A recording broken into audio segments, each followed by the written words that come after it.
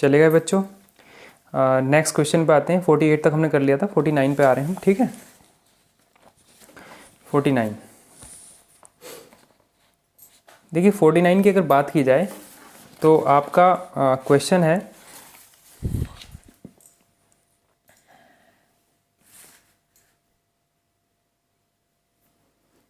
आपका बच्चों,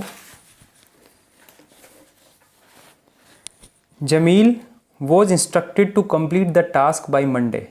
पैसिव है, तो पैसिव में जो सब्जेक्ट होता है वो एक्चुअल में जो वर्ब दी होती है उसका ऑब्जेक्ट होता है। देखने में भले से लगता हो ऐसा जैसे कि कितनी मतलब ऐसा लगता है जैसे कि मेन कर्ता वही है, मेन सब्जेक्ट वही है, लेकिन एक्चुअल में वो क्रिया को कर नहीं रहा होता है, वो क्रिया उस पर हो रही होती है। तो जमील वॉज इंस्ट्रक्टेड, इंस्ट्रक्ट माने होता है निर्देश देना, तो एक्चुअल में जमील निर्देश नहीं दे रहा, जमील को निर्देश दिया गया।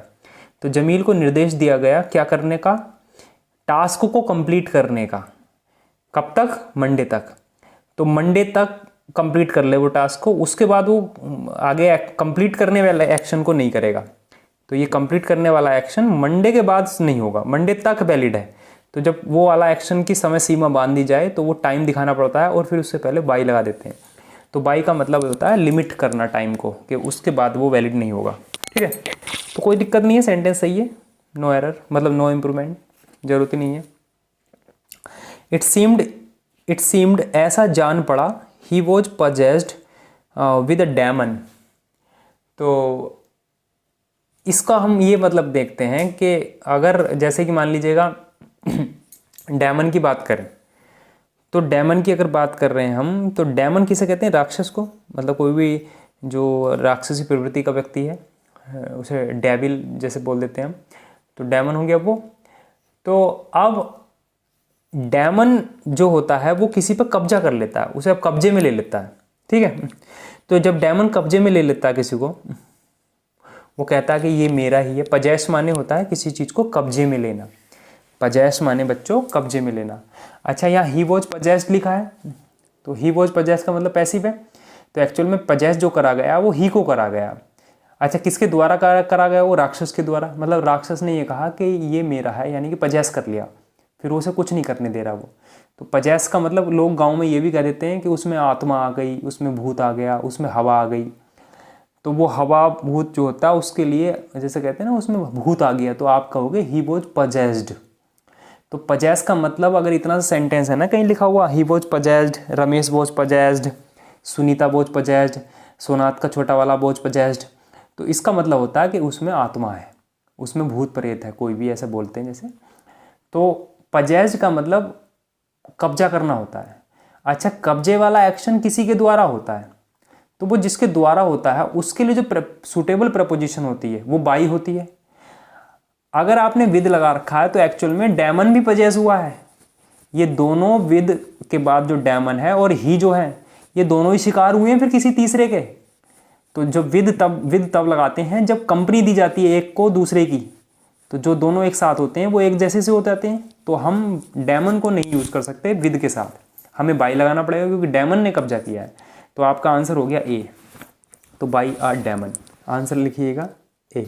ठीक है बच्चों, 200 people have been employed by the company, मतलब कंपनी ने एम्प्लॉय किए हैं कितने, 200 लोग, 200, तो 200 लोग करे हैं, तो सही है, कोई दिक्कत नहीं है।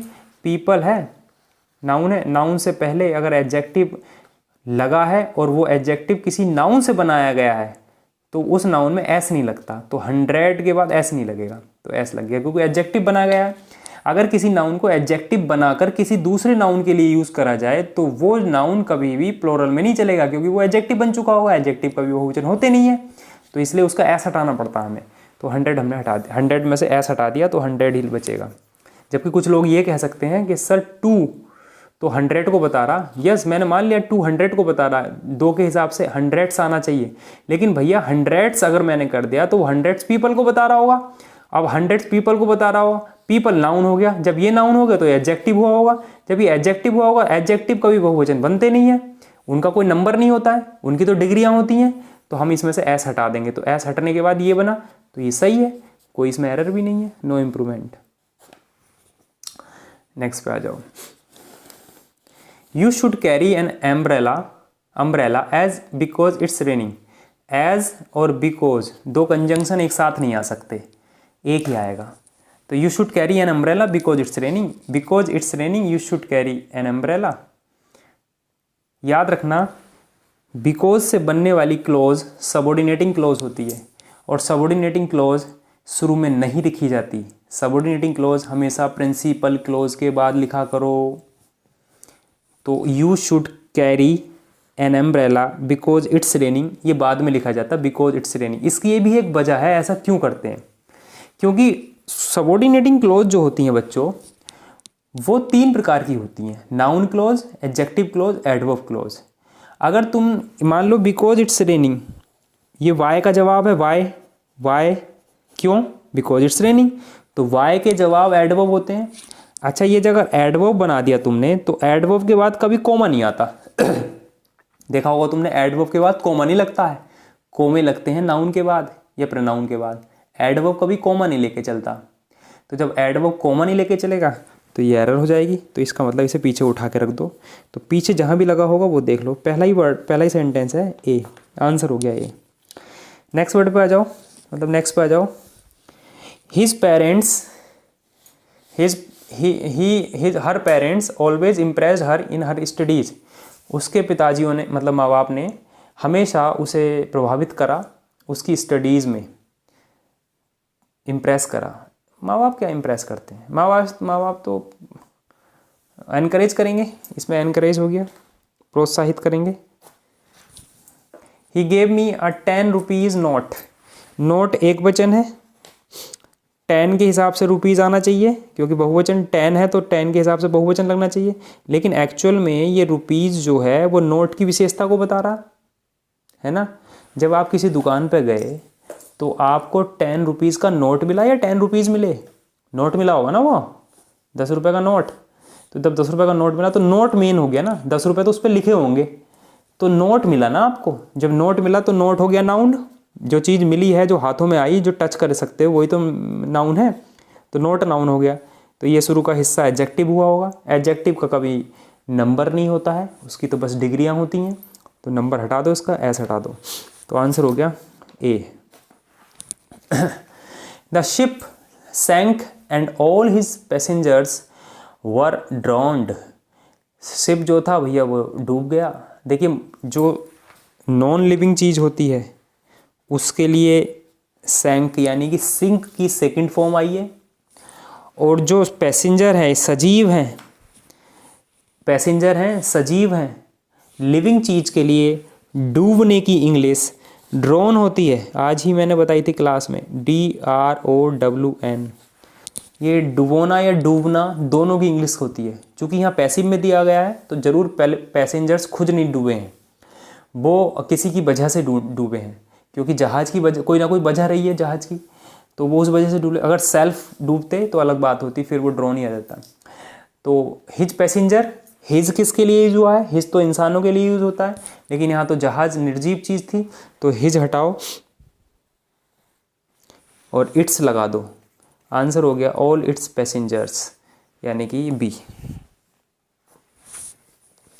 नीचे ये डायरेक्ट इनडायरेक्ट हैं, ये इजी से होते हैं, इन्हें मैं टाइम नहीं कर रहा मैं, आप अपना आप समझ जाना। कोई भी डायरेक्ट इनडायरेक्ट टफ हुआ करे तो बस वो मुझे आप मेल कर दिया, सॉरी लिख दिया करो कमेंट बॉक्स में, उसे मैं डिस्कस कर लूँगा क्लास में या फिर अगले वीडियो में। ठीक है बच्चों, क्लोज टेस्ट पे आ रहे हैं हम। मैं इसके बाद क्लोज टेस्ट डिफाइन वो कर देता हूँ।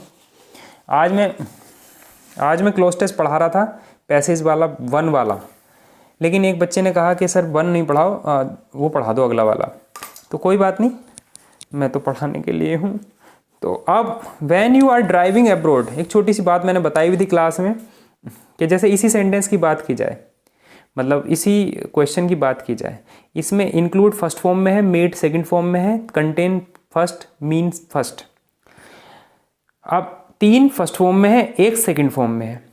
अब पहले वाली लाइन में आए, when you are driving abroad you should make sure that you have all documents with you. ये सेंटेंस जो चल रहा है ये प्रेजेंट में चल रहा है, तो सेकंड फॉर्म तो आ नहीं सकती। तो ये सेंटेंस की नेचर को ध्यान में रखते हुए 3 क्रियाओं में से एक क्रिया आएगी।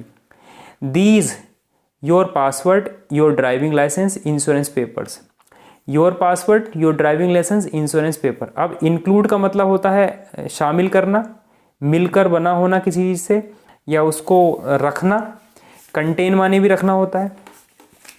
कंटेन हमेशा तब यूज करा करो जब फिजिकल सेंस हो। इंक्लूड तब यूज करा करो जब नॉन फिजिकल सेंस हो। अब आप ये बताओ, डॉक्यूमेंट जो वर्ड है, ये कभी डॉक्यूमेंट चीज़ कभी आपने देखी है लाइफ में? बता दो किसे कहते हैं डॉक्यूमेंट। एब्स्ट्रैक्ट वर्ड है। आपने आधार कार्ड देखा होगा, आपने आईडी देखी होगी, पैन कार्ड देखा होगा, आपने डॉक्यूमेंट आज तक नहीं देखा होगा। आ रही बात समझ में? मतलब पैन कार्ड, आधार कार्ड, इन सबको डॉक्यूमेंट कहा जाता है। मतलब पैन कार्ड भी डॉक्यूमेंट हो गया, आधार कार्ड भी डॉक्यूमेंट हो गया। आधार कार्ड दिख रहा है, पैन कार्ड दिख रहा है, लेकिन डॉक्यूमेंट कभी नहीं दिखता। जैसे मैं कहूँ गुड बॉय, बॉय दिखता है लेकिन गुड आज तक नहीं दिखा होगा आपको। तो कहने का मतलब यह है कि डॉक्यूमेंट एक आभासी नाम है, आभासी। तो जब नॉन फिजिकल सेंस आए, नॉन फिजिकल, तो वर्ड इंक्लूड यूज करा करो। लेकिन जब फिजिकल हो, जैसे टच किया जा सकता हो, तो आप उसे कहते हैं कंटेन, कंटेनर। जैसे कि एक बॉक्स है, एक बॉक्स है, मान लीजिएगा ये बॉक्स बनाया मैंने, ये मान लीजिएगा बॉक्स है, ठीक है। अब इसमें एक बॉल रख दी, तो इस बॉक्स में से बॉल निकाल भी सकता हूं मैं। तो ये दो अलग अलग चीज़ें हैं, इसे भी टच कर सकता हूं, इसे भी टच कर सकता हूं। तो यूं कहूंगा मैं, the box contains the ball, the box contains the ball. लेकिन ये नहीं कह सकता मैं the box includes the ball, क्योंकि जब इंक्लूड्स कह रहा हूँगा तो ये फिजिकल सेंस नहीं होना चाहिए, फिर टच करने वाला सेंस नहीं होना चाहिए। क्योंकि जो बॉक्स इंक्लूड अगर करेगा, बॉक्स इंक्लूड करेगा अगर बॉल को, तो बॉल से ही बॉक्स मिलकर बना होना चाहिए। हालांकि मैंने क्लास में आज बताया था, इसके ऊपर मैं वीडियो बना दूंगा ताकि ये छोटी छोटी बातें आपको क्लोज टेस्ट में दिक्कत ना पैदा करें। लेकिन चूंकि आंसर तो इसमें इंक्लूड होगा, लेकिन मैं इसे पढ़ा नहीं रहा हूँ इस वाले क्लोज टेस्ट को। बच्चे, मैंने कहा था कि मैं एक क्लोज टेस्ट और एक PQRS इस तरह से मैं डिस्कस करा करूँगा, सारे नहीं कर पाऊँगा और ना हो पाएंगे, बहुत बड़ी वीडियोज़ हो जाएंगी। वो आप जितनी आपको एक्सरसाइज या जितने आपका कंसेप्ट बनता चला जाएगा वो आप करोगे। मैं सारी चीज़ें डिफाइन नहीं करूँगा। मैं भाई कितनी करूँगा, बहुत कुछ है ऐसे तो दुनिया में, कितनी PQRS होते होंगे, हज़ार करोड़ हो जाएंगे, सब थोड़ी डिस्कस करता रहूँगा मैं। हाँ, आप मेरे तरीके को समझ जाना, आपसे जो मेरे तरीके से अगर आपको कुछ मदद मिलता है तो वो फायदेमंद है ना। तो एक क्लोज टेस्ट से ही वो तरीका समझ में आ जाएगा, या वोकैब अगर आपकी अच्छी है। अब जैसे मैं अगले 67 की बात करूं, क्या टफ है बताओ मुझे आप इसमें। इट आ रहा, बी आ रहा, बी और इट के बीच में कुछ रखना है। क्या तुम इज रख सकते हो? नहीं रख सकते, क्योंकि बी और इज दोनों एक साथ नहीं आएंगे, गलत हो गई। हैज रख सकते हो, हैज के बाद क्रिया की थर्ड फॉर्म आती है, तो ये बीन होना चाहिए था, बीन है नहीं तो हैज नहीं आएगा। आप शुड आ सकता है या कैन आ सकता है, दोनों मॉडल है, ये डिपेंड करेगा कौन सा आना चाहिए। तो it should be very convenient if, या it can be very convenient. तो इट कैन, क्योंकि अगले में देखिएगा ना, और के बाद आ रहा ना, और इफ यू कैन नॉट, और इफ यू कैन नॉट, तो कैन वाला सेंस मॉडल चल रहा है, तो आप उसी मॉडल को रखो ना। तो ये आगे हम समझ गए, हम इसे इस तरह से क्लोज टेस्ट को आपको अप्रोच करना है।